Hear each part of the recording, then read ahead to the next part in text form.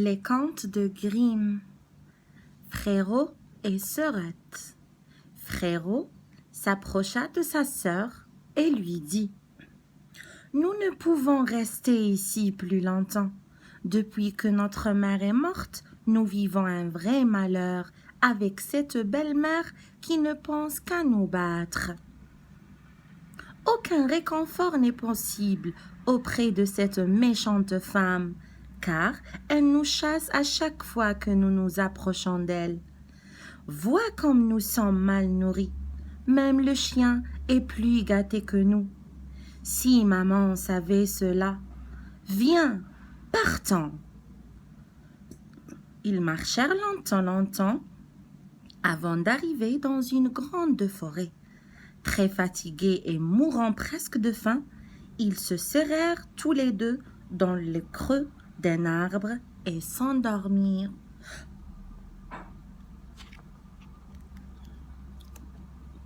Le lendemain, ils se réveillèrent. Le soleil tapait déjà très fort, malgré l'épaisseur de la forêt. Frérot dit à sa sœur: Si seulement nous pouvions trouver un peu d'eau. J'ai si soif. Il me semble entendre quelque chose ruisseler. Ils partirent à la recherche du point d'eau. Leur belle-mère était en fait une sorcière, et elle avait bien entendu les enfants partir. Ainsi, les avait suivis et avait jeté un sort sur toutes les sources de la forêt. Frérot et Sœurette en trouvèrent enfin une. Frérot s'apprêtait à boire quand Sœurette entendit une petite voix. « Celui qui me boit se transforme en tigre. » Soudainement, elle s'écria. « Non, frérot, ne bois pas, tu vas te changer en tigre et tu voudras me dévorer dès que tu me verras. » Malgré sa soif, Frérot se retint et ne but pas. Ils arrivèrent ensuite à la deuxième source. Et encore une fois, Sœurette entendit l'eau. « Celui qui me boit se transforme en loup. » Pour la deuxième fois, elle s'écria. « Non, frérot, ne bois pas, tu vas te changer en loup et tu voudras me dévorer dès que tu me verras. » Frérot lui répondit: « Je veux bien attendre encore, mais à la prochaine source, je bois. Ma soif est trop importante et nous verrons bien ce qui arrivera. » À la troisième source, Sœurette entendit: « Celui qui me boit se transforme en chevreuil. » Elle dit à son frère qui était déjà penché à boire l'eau: « Non, frérot, ne bois pas, tu vas te changer en chevreuil. Tu t'échapperas, en partiras loin de moi. »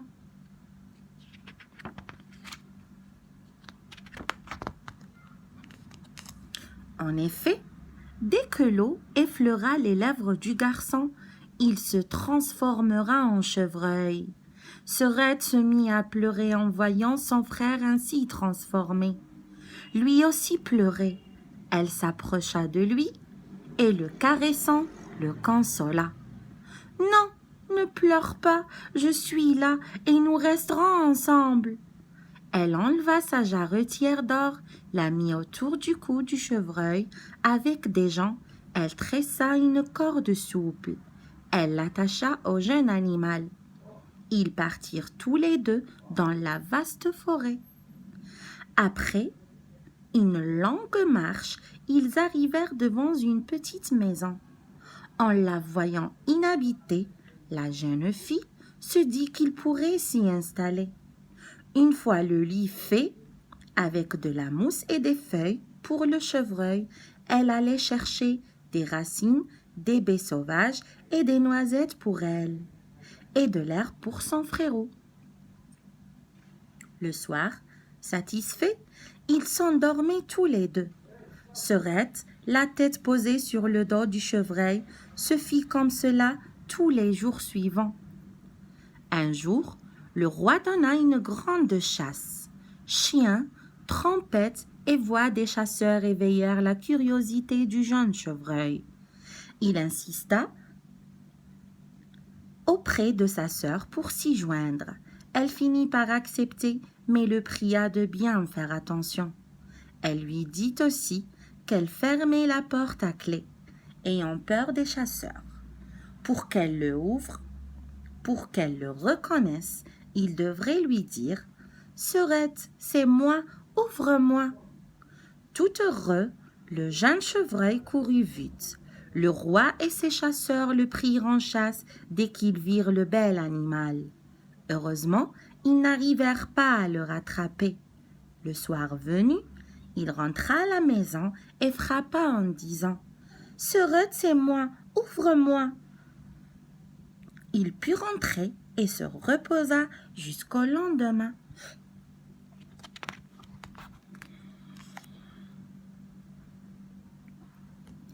Le matin suivant, il ne put résister au son de cor et Corée voulut retourner à la chasse.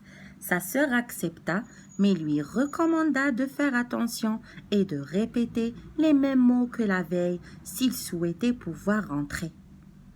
Le roi et les chasseurs reconnurent le chevreuil au collier d'or. Ils le poursuivirent toute la journée, sans pouvoir l'attraper. Il était décidément très vif et rapide. Ils arrivèrent tout de même à le cerner et l'un d'eux à le blesser. Fort heureusement, la blessure était légère. Un chasseur le suivit jusqu'à la maison et l'entendit parler. « Sœurette, c'est moi, ouvre-moi !» Ainsi la porte s'ouvrit et le chevreuil entra. Le chasseur raconta au roi ce qu'il avait vu et entendu. Le roi décida qu'ils retourneraient tous chasser le lendemain. Le matin suivant, Fréron, dont la blessure avait été soignée par Sœurette, souhaita ardemment retourner à la chasse. Sa sœur le mit en garde. « Mais tu vas te faire tuer et je serai seule. »« Je n'y tiens plus, laisse-moi sortir, » pria son frère. Elle se résigna et le laissa partir. Quand le roi le vit, il demanda à ses chasseurs de le prendre en chasse et de ne pas lui faire de mal. Pendant la chasse, le roi se rendit devant la maison et retrouva la porte ouverte. Après avoir prononcé la phrase rituelle, il découvrit la belle jeune fille apeurée. Il lui proposa de le suivre jusqu'à son château et de l'épouser. Sœurette accepta à condition de pouvoir emmener son chevreuil avec elle. Une belle cérémonie fut célébrée et on s'occupait très bien du chevreuil qui avait tout le loisir de gambader dans l'immense parc.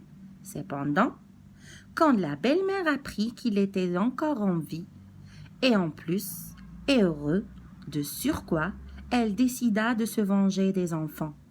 En plus, sa véritable, mais laide fille, à un œil, lui faisait des reproches. C'était elle qui aurait dû être reine.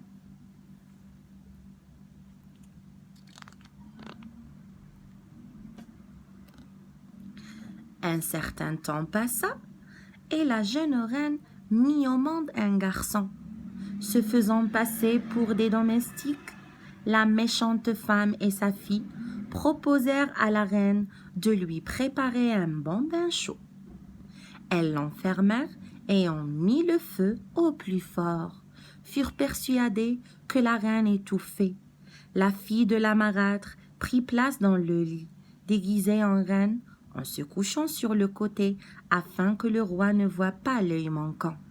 C'est ainsi que ce dernier alla voir sa femme et son enfant. Il ne découvrit pas la supercherie. À minuit, pourtant, la nourrice vit entrer la vraie reine, qui s'enquit de son enfant et de son chevreuil. Elle revint ainsi une deuxième fois. La nourrice alla prévenir le roi. Celui-ci décida d'attendre lui-même la troisième visite de sa femme. Ils se retrouvèrent. La reine raconta alors au roi le crime de la méchante sorcière et de sa fille. Elles furent toutes deux jugées.